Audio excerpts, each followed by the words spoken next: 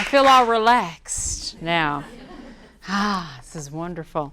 So thank you. I'm going to share just a little bit about who I am and kind of my background, and then we'll go into the topic today. So I like to say I'm an ex-hot dogger turned CEO, and I'll explain what that is. So for my California folks, where are you? California? So we used to have a little place where you could go get corn dogs and a lemonade, and you would wear these cool little uniforms that were like, yellow, red, and blue. And we used to make lemonade a very interesting way. And the place was called? Hot Dog on a Stick. Okay, now for my out-of-towners, if you've ever heard of, I'm trying to think of a comparable place, might be In-N-Out. You heard of an In-N-Out? So it's like that with corn dogs and lemonade. So I used to work there. I used to wear this uniform, funky little hat. And I started there at 17 years old, became a manager and started managing pretty much my entire career. Went on to do a few other jobs and companies, and then I landed in banking. And it was at that time that I got laid off, and I'll talk more about how I got laid off during that. And then when I did, I said, I need to figure out what I'm going to do next. And I said, I'm going to start my own business. Without a clue how to do that, without money in the bank, I said, I'm going to start my business, and that's what I did. And that was over 15 years ago. So I've been in business 15 years. And one of the things that I do, I own an organizational training and development firm. I teach organizations, work with their institutions on leadership training and development. We do talent development. A lot of my BFFs are HR professionals, which can include sometimes staffing and recruitment. So this topic today is going to be what I hope will be for you, something that is transferable to your industry. You're going to have to find the connect the dots. So it's not going to be a topic about recruitment and staffing per se, but the topic itself is going to help you recover in your role, because you will have or experience failures. It's not an if situation, it's a when. And failure has been a taboo term in our society, and I want to reframe that for you. I want you to walk out of this room thinking that failures aren't that bad, now that I have a greater understanding of what they are. So I like to live by this quote: failure is only failure unless you learn from it. So if you do not learn from it, then that becomes the failure itself. So failure is only failure if you fail to learn from it. So I'm going to teach you some things today. We're going to talk about what a failure looks like. We're going to talk about the spectrum of failure. We're going to talk about how to deconstruct a failure event. And then I'm going to give you some new language. Hopefully by the end of today, you'll be what I call bilingual. So you'll know a little bit more about this new word. Now, I want to recognize we have people that have traveled very far today. So we got some LA folks we have Oregon, we have Oklahoma, we have LA, and Argentina. She came all the way from Argentina. So first year for the Women's Summit, I think, yes? Yes, and so hopefully this will be something that happens year around. Okay, so I'm from California. My California folks, raise your hands again. Okay, so that's maybe a little less than half the room.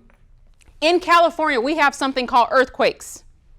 Okay, if you've ever visited California, maybe you've been a part of an earthquake. Well, I can remember waking up early in the morning in, I think it was 1994, I was a senior in high school, and there was some rattling and rolling going on and some shaking, and it jolted me out of my bed. I remember running out of the room, heading downstairs, which is probably what you shouldn't do, and it turned out it was the Northridge earthquake.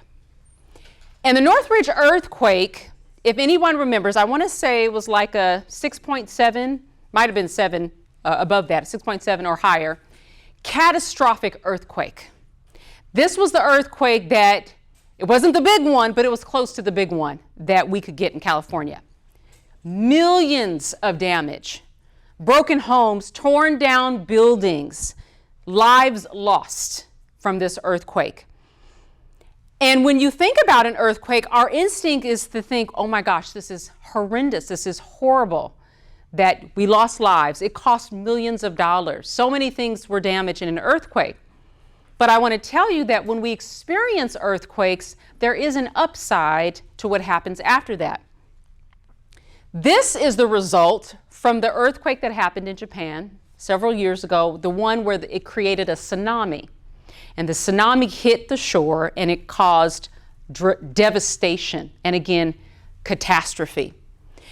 And I want to paint this picture of what it looks like to be in a really big mess. We see failure or catastrophic event, because mostly in our lives we experience low-level failures, not to this extent. But when we look at something like this, we're like, oh my gosh, this looks horrible. Look at the damage to the building, the people, the lives lost. But there is a benefit, and it's hard to see it on the surface, of what happens when we have events like this. So in California, when there's an earthquake, what we tend to do is now when we build buildings, what do? We retrofit them. We emphasize the structure to make them earthquake ready, okay? We also have, if you've ever been in a classroom where you have children, they make sure that they have those earthquake kits.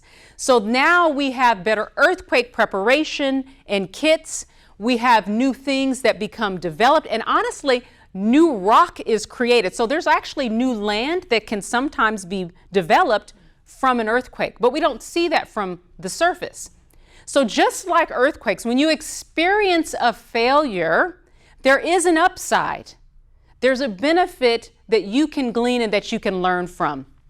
So failures are like faults, the faults that create the earthquakes that are shaping, sculpting, and changing us. So I'm gonna give you a little science. So if you have a plate, imagine that there's a plate and there's two pieces of cake on the plate.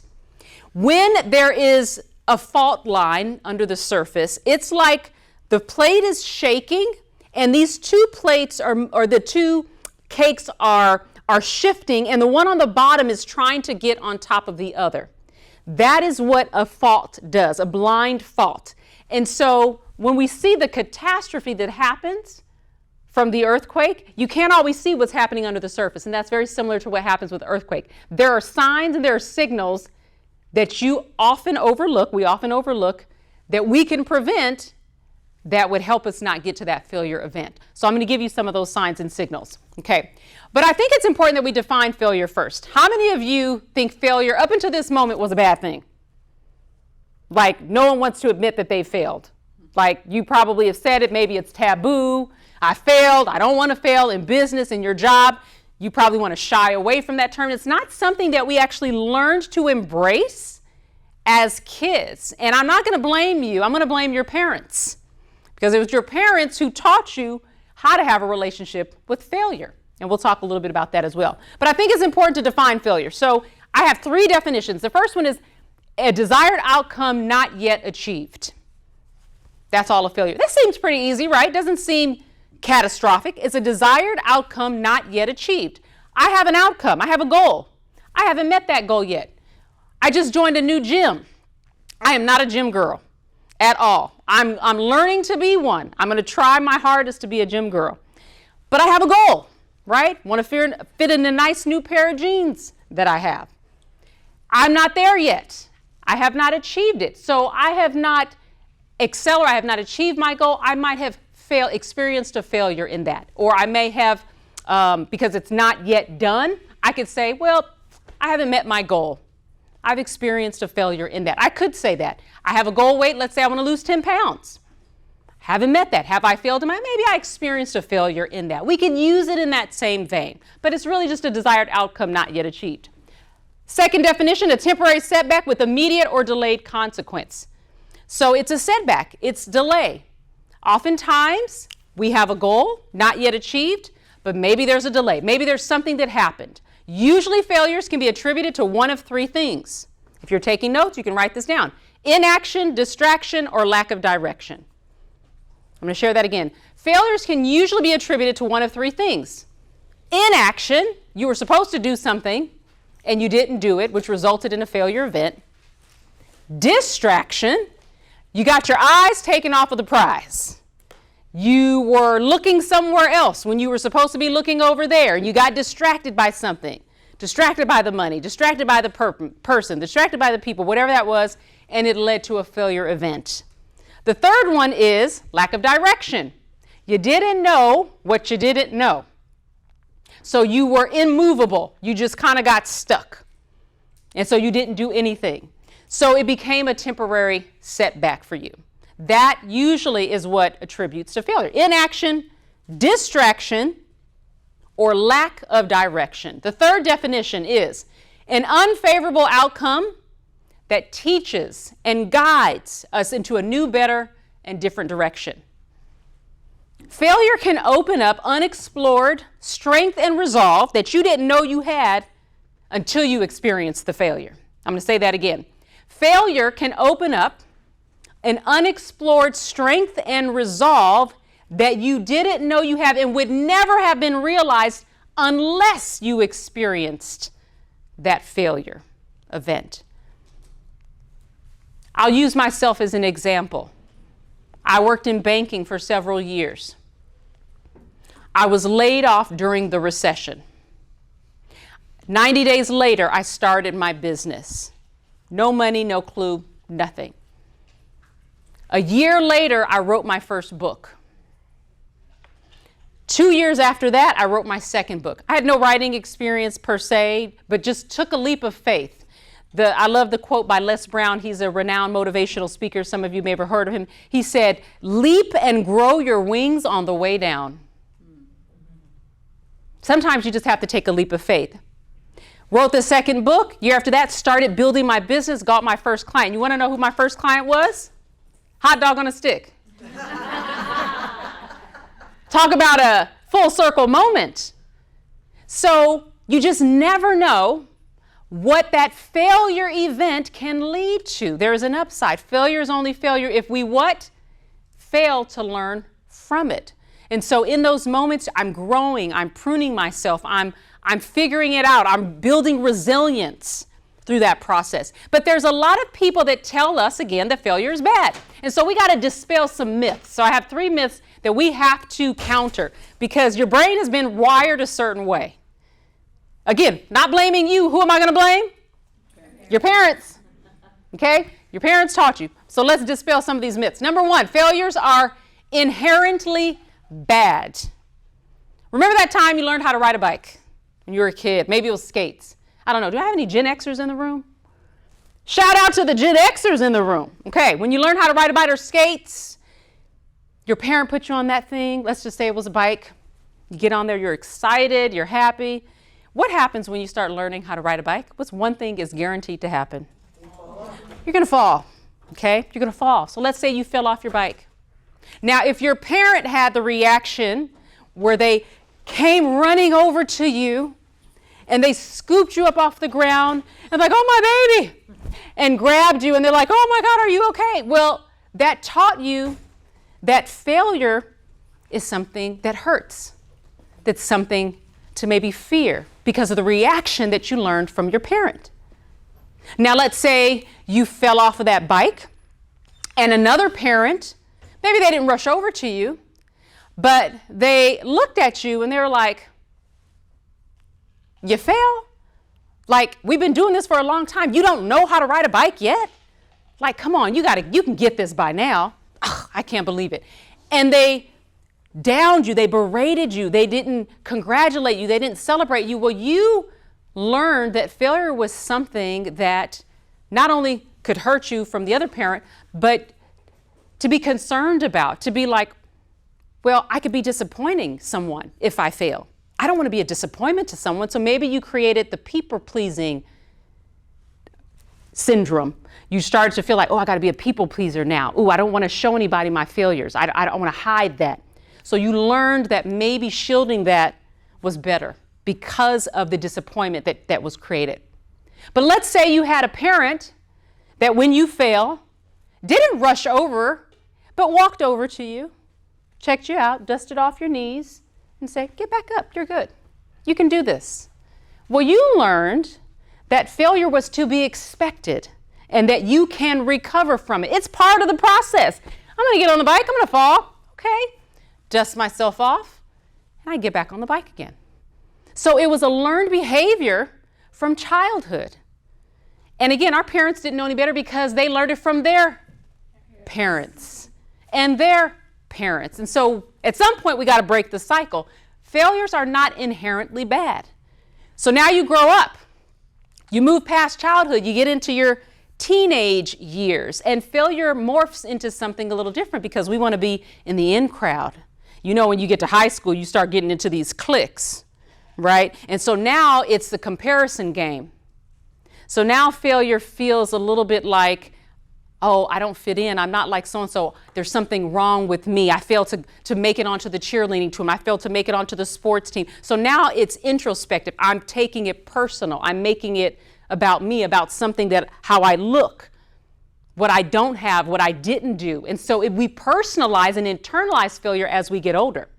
And then we get into adulthood, and workplaces don't know how to address failures.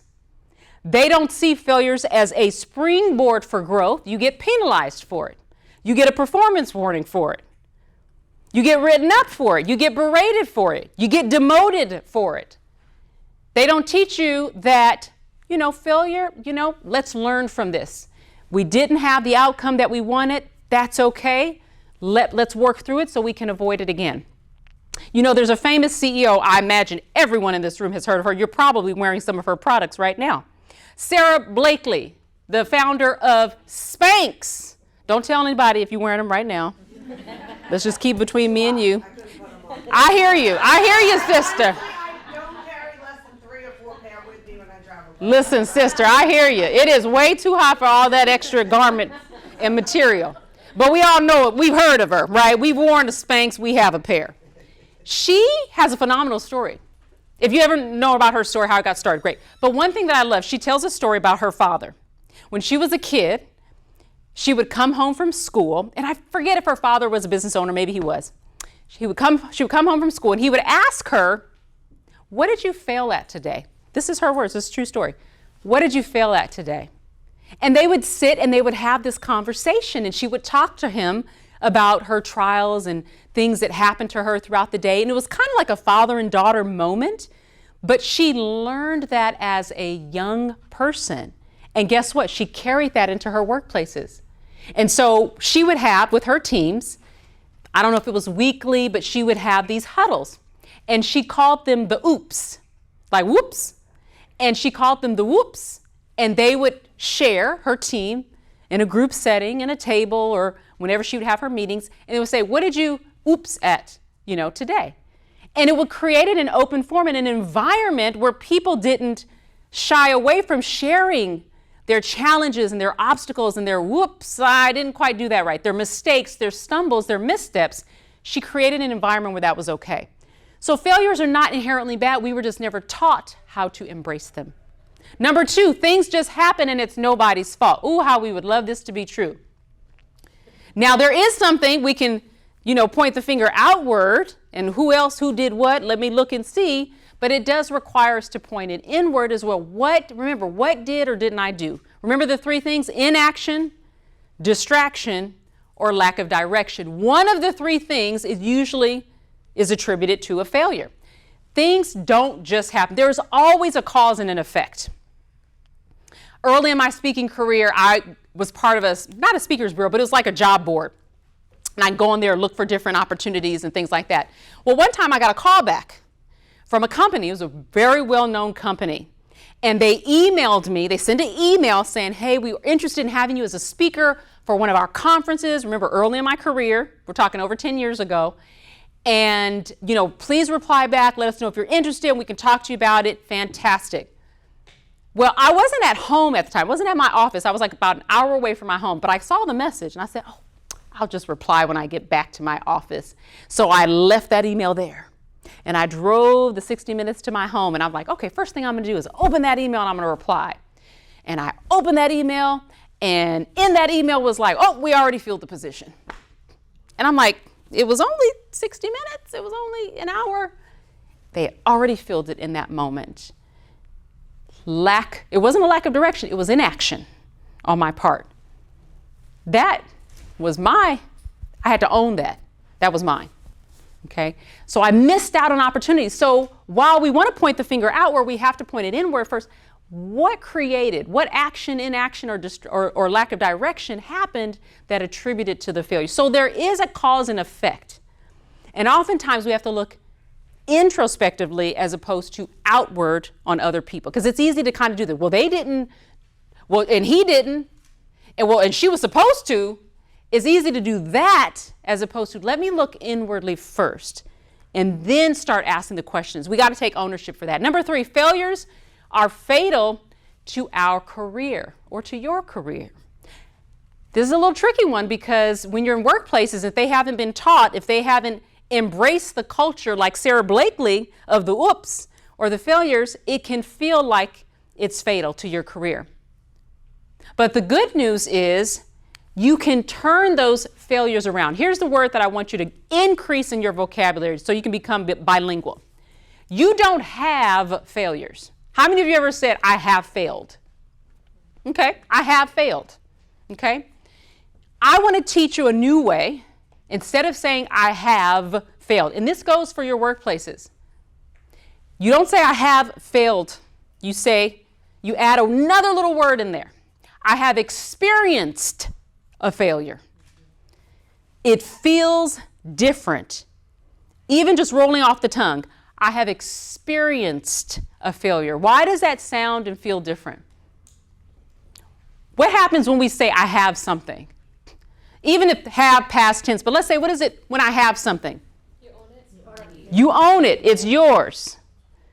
Right? I can look around the room and see people have brown hair, blue eyes. They have, 2 arms. These are things that you have. They're yours. You own it. I don't know about you, but I don't want to own failure. I don't want to possess failure. Okay? What is an experience?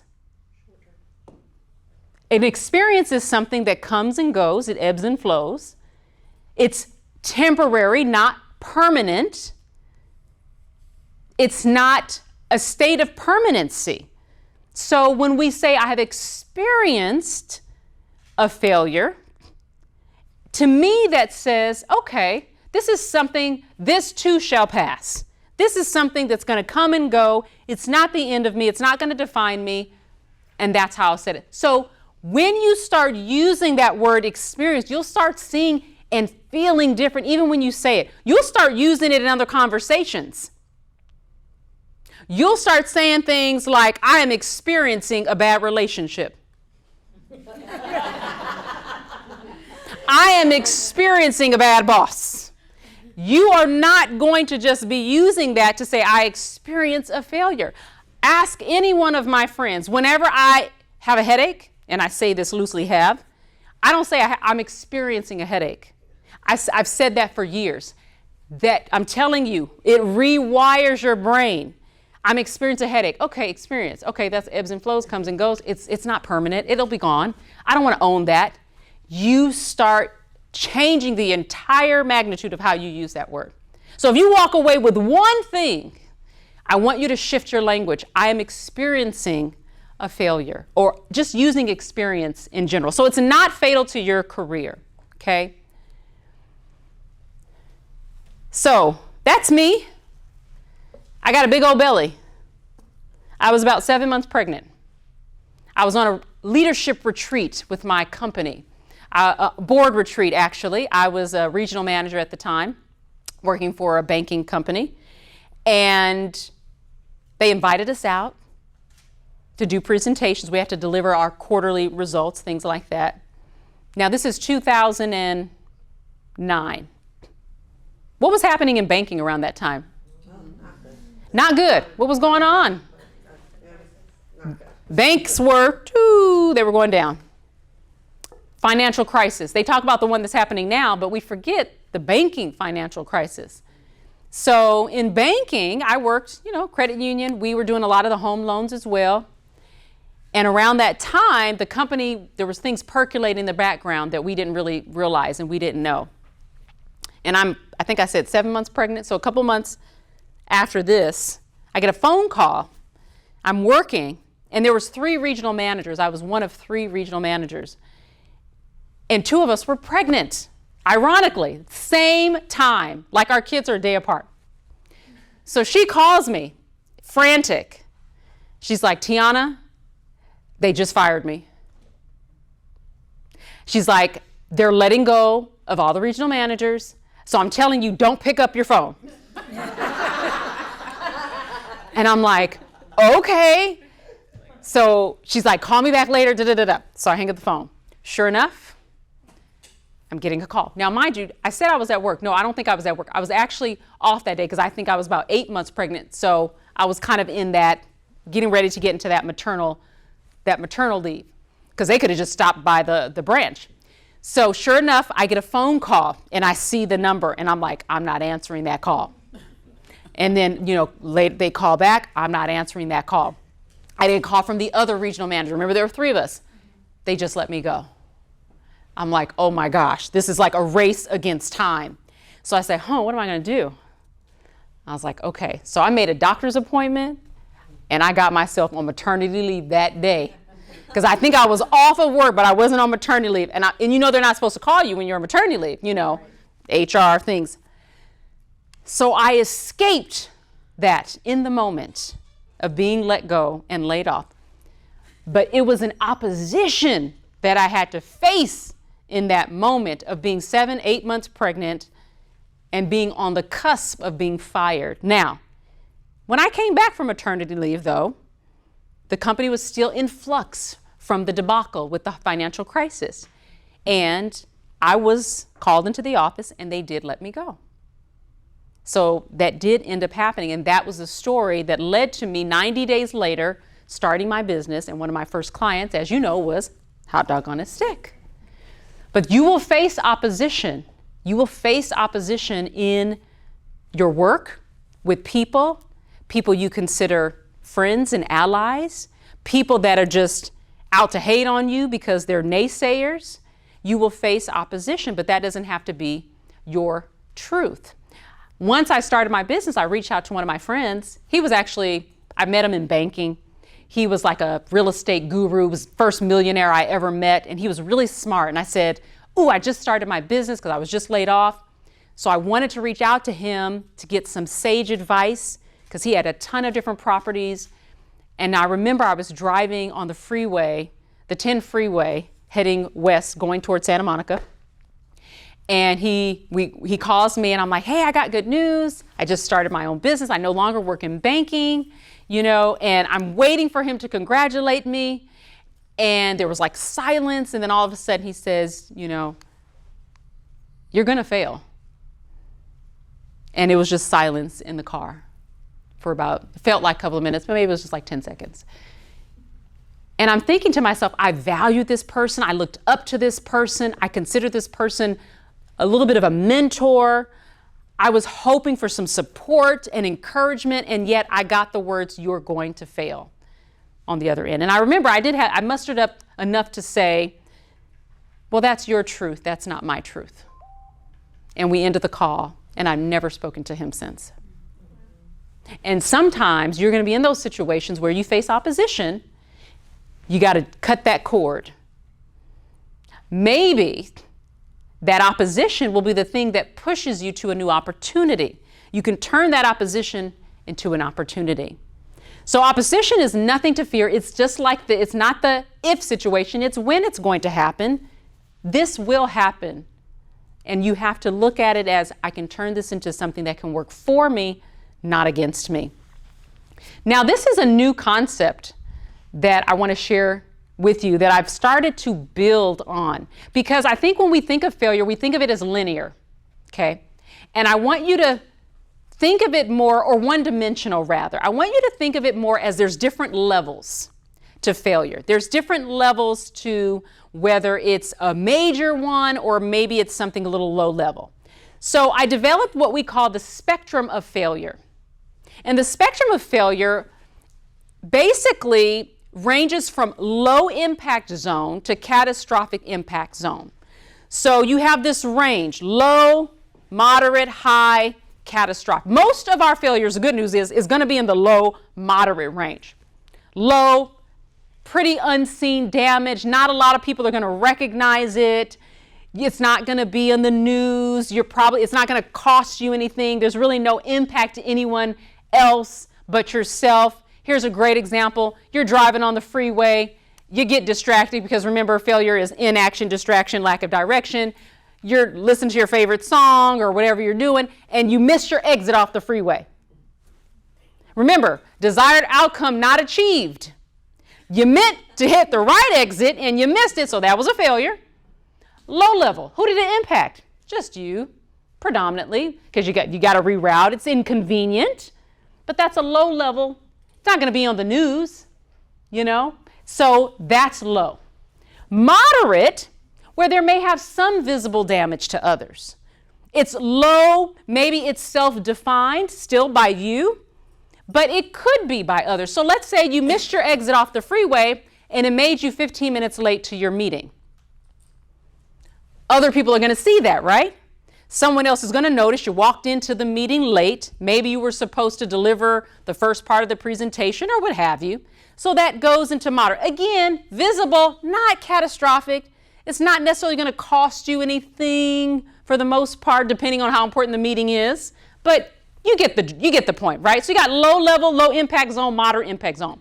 That's where we live most days, in those two buckets.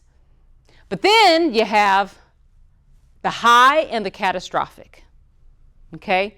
Your high impact zone is highly visible. It could be local, regional, national damage. So someone else is vastly impacted. So maybe your department, maybe your division, maybe your company. Significant impact to others, high cost, so there's a dollar amount attached to it. Maybe it costs you resources. And others also define it as a failure, not just you. So there's other people that are defining it now as a failure. This can be costly. And even though that seems bad, it's still nothing like the catastrophic event. And before I describe that, let me give you a real example of a catastrophic zone impact. Not that long ago, a CEO and a chief people officer went viral in under 30 seconds because they attended a Coldplay concert. We all know the story. We know the players. We don't have to revisit it. But there were decisions that were made that led up to that catastrophic event. The internet does what the internet does. It took a hold of it. It went viral. And before we knew it, our social media feeds were flooded with this big picture and these two people, and that was all we could see for like a week. Okay?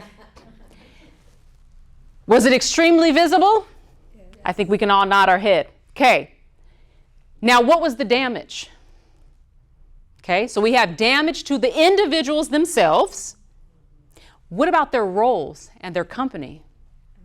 Were they not taken away from those roles or stepped down from those roles? It impacted their roles. It impacted them personally. It impacted them professionally. This was maybe not global, but this was certainly a national coverage, national damage.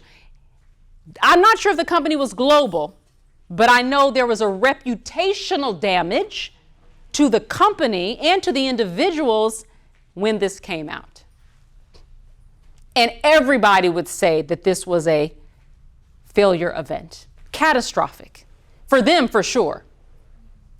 So when we look at these levels of failure, now you can start thinking, okay, this failure that I just experienced, not had, where does it fall on this spectrum? Maybe that was moderate. Okay, how do I recover from that? I'm going to teach you how to recover. But these are the things you can think of. Now this starts to feel less taboo, less like a heavy weight, like, oh my God, failure, oh.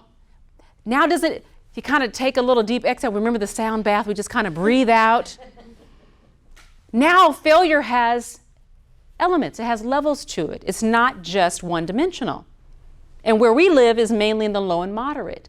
You may find yourself, or others you know, others you work with, in that high to catastrophic.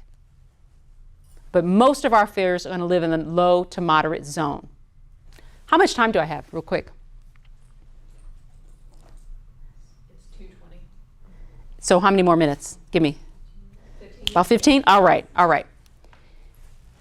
Now, with the spectrum of failure, I also like to use this. So a lot of these work together.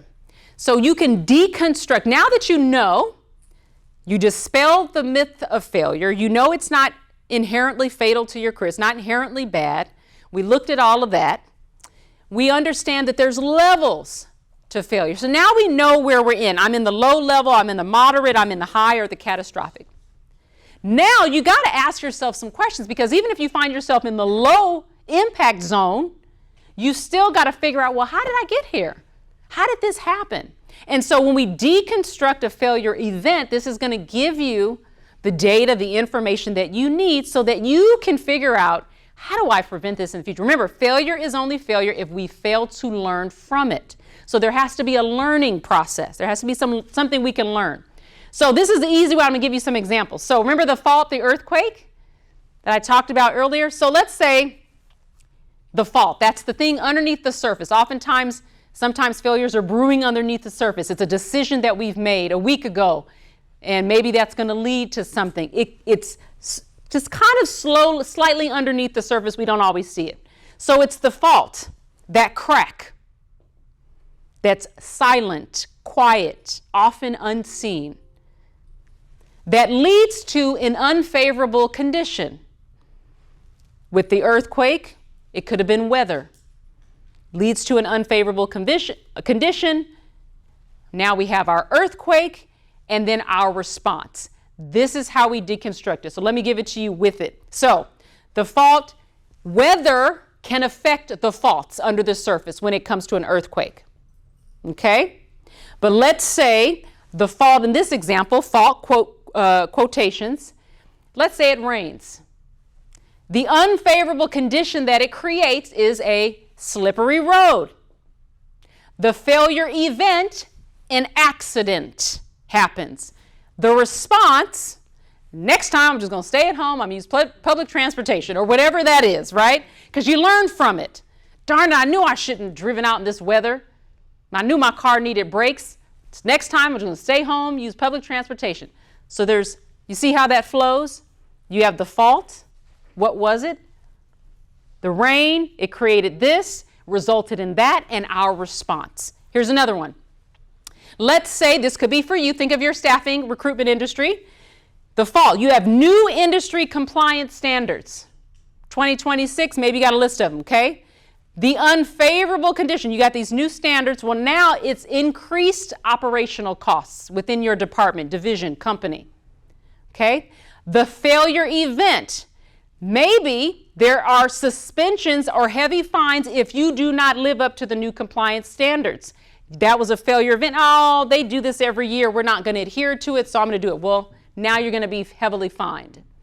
What is your response? Well, I guess we have to adopt a new process, a new set of standards. So this is deconstructing your failures. So now you have a system. Here's the last one. This is very relatable because of where we are in our economy right now.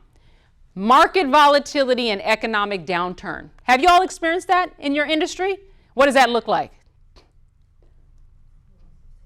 Not enough talent, not the right talent, difficulty finding negotiations, okay, various things, economic downturn. So you don't have the same maybe resources, maybe talent pool that you had before. That's the fault. That's the crack. We're thinking of the earthquake. Unfavorable conditions. In your world, what does that create? You can yell it out. Loss of clients. Loss of clients, loss of revenue, similar to that. Maybe people aren't trying to invest in hiring your firm anymore. Maybe a decrease in those partnerships, those renewed contracts. Okay? So that's an unfavorable condition, resulting in a failure event. That could be your job. Oh, we don't need you. Here's your letter. Thank you for your service. We don't have enough money to keep you on staff at our firm. Revenue loss could be even a part of that for the failure event. With funding withdrawal, letting people go. What is your response? How are you going to respond to that? Okay, I just got let go. Time to update that LinkedIn profile. Time to update that resume. Time to pivot. Can I do consulting on the side? So you respond in kind to something to get you through, because remember, there's an upside to it. What can you do now? Well, I did learn some skills, so maybe now I can market myself on LinkedIn differently. I can start building up my network. I can start connecting with new partnerships. So you got to think of what's the upside. So this is how we deconstruct the failure event. Okay? Is it making sense? Yes. Did you learn one thing yet? Yes. You don't have failures, you what? Experience them. So there are seen and unseen faults that create unfavorable conditions that lead to events that require us to think and respond differently. You might be thinking some of these things. If only I said no. If only. I'm never doing that again. No more risks for me. Why me? Why me? Why me? We say that all the time. Or we don't say it. We might be thinking it. Why, oh, why me? Why did this have to happen to me? Why today?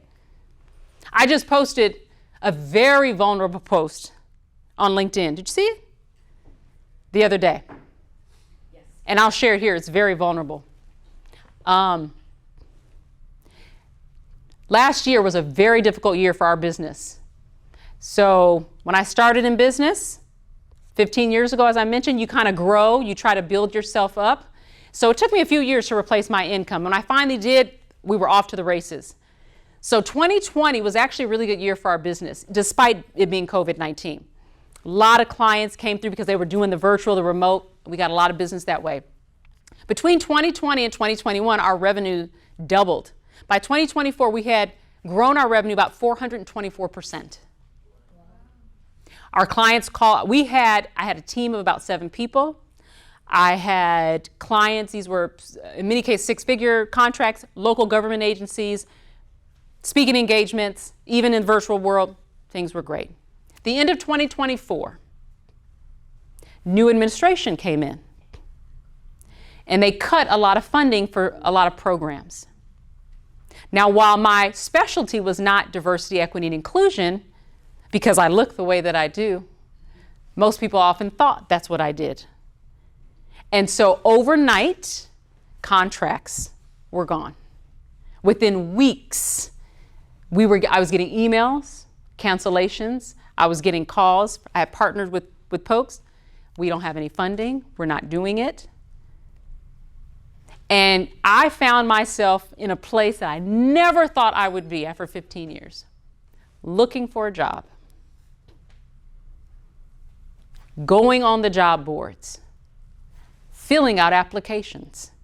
Mind you, I was a business owner. I am a business owner. And I found myself, like many people, going on the job boards and looking for a job. 40 applications, 1 interview. I think I had the value, the proof, was overqualified for many of them. 40 applications, 1 interview. I say all that to say that you may have and you may experience opposition and failure events, but I will tell you, you can use those moments to your advantage. At some point, I stopped. I said, 1 interview is not cutting it, 40 applications. This is not my gifting. This is not where I'm supposed to be. I was like, okay, I see the signs. I'm a woman of faith. I was like, okay, Lord, I hear you. I'm not supposed to be doing this, so I stopped. I went in the lab, AKA my office, just started head down, went in the lab, started figuring it out. What can I do? What can I bring that's new and fresh? So I built 2 new programs. They sold. I connected with a speaking agency. Gigs started coming in. I did a LinkedIn learning course. In fact, I have 3 of them. Revenue finally started coming in from that course. And this year I got nominated for an Icon Award. It's a business icon award that one of the banks do. You just never know what's on the other side of your failure event or the experience that you have. So I want you to know that even though those things, it's not an if, it's a win situation, you can have it, because you can be in the midst of a trial and in the comeback phase at the same time. Everybody may be watching, but it's the thing that happens behind the scenes that nobody knows. Because during this time, everybody was like, Tiana, ooh, You are doing so well on LinkedIn. You are just thriving," because I continued to post. And I felt like an imposter. I was like, oh, if only you knew. Because after I get off LinkedIn, I'm going to be applying to some jobs.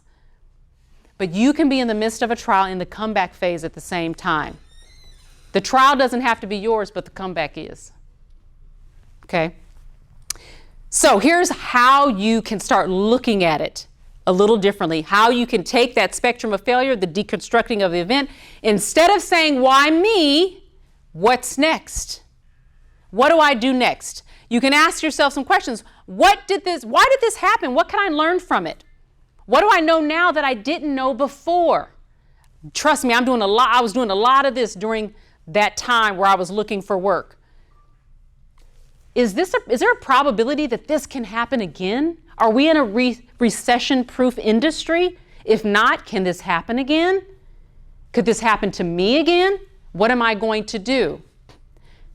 What risks can I afford to take? And this is a reflection. I know it might be a little bit harder for you all to see, but it basically takes everything that we just talked about and kind of puts it on a chart, and you kind of figure out where you need to go. You're reflecting on your situation. What led to the event? What kind of conditions happened? Again, thinking of the deconstructing. Is there a high probability or low probability of this happening again? So you're starting to think, this is just an example, but you start to think through it in a more strategic way. Instead of, why did this happen to me? What can I learn from it? And what's next for me? Instead of, why did this happen to me? So you move from this sucks to that's life. What's next? You embrace failure, you push through the motivation. You don't just sit in the delays and the setbacks or the unfavorable outcomes, but you move through them and you push through that failure. I wanted to leave you with that story because only recently did I post it. I left it off the internet for a year on purpose. Because why? It was embarrassing. As women, we are often expected to do more, to be more, to have it all together, raise the kids, take care of the family, go to work, do this, do that, keep our bodies looking right, all of these things. And the expectations are very high oftentimes for women. And I kept it off the internet. My pride was working overtime and I didn't want to share it. When I tell you the number of comments that I have gotten in support, and mostly women, oh my gosh, Tiana, I'm there right now. I'm exactly what you're talking about. Or, oh, I've been there. Oh my God, thank you so much for sharing this with me. The comments have been humbling. I was floored at how many people have responded. And this was just 2 days ago. So your failure can be to someone else's benefit. It may not be for you. That lesson that you're learning could be to someone else's benefit. Someone else that needs to hear your story. Someone else who needs to see your resilience. Someone else who needs to know, if she got through it, I can too. Thank you for your time. I'll give yourselves a round of applause. If you want to connect with me, please do. I'm leaving some time. I have some books that we are selling in the back. If you'd like to share or if you'd like to connect with me during the break that may be coming up, please come see me. We have some in the back and over here. And please connect with me on LinkedIn. I love to connect with all of you. All right. Give me a wave if you learned one new thing. You learned a learn thing. I know you learned one at least. All right. I'm going to bring you back up. Monica, thank you. Thank you, Tiana. Round of applause again, Tiana. I'm excited. I'm going to take ownership of the fact that I called her and said, you got to come to this. This is going to be great. So thank you. It's been wonderful. you. I've seen her many times.